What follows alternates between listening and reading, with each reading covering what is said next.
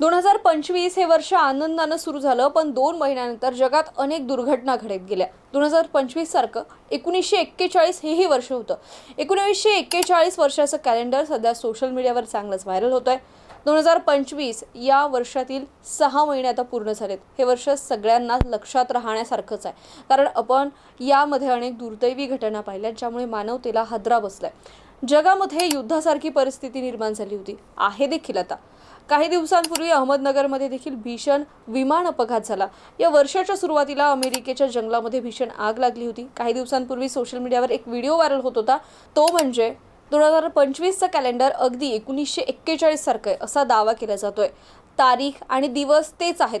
जरी 2 वेगवेगळ्या वर्षांच्या कॅलेंडरमध्ये समानता असणं ही खूप मोठी गोष्ट नाहीये, परंतु 1941 ते 2025 मधील जे अपघात आहे, जे प्रकरण आहे, ते काहीशी सारखीच आहे. पण हे पहिल्यांदाच घडलेलं नाही आहे, तर काही दशकांच्या आधी देखील एका वर्षाचे कॅलेंडर मागच्या वर्षाशी देखील जुळून येऊ शकतं. म्हणजे आठवडा, दिवस, तारीख या सगळ्या गोष्टी सारख्या असू शकतात असंही बोललं जातं. पण कॅलेंडरचे असे जे चक्र आहे ते सहसा 28 वर्षांनी पुनरावृत्तीत होत असतात.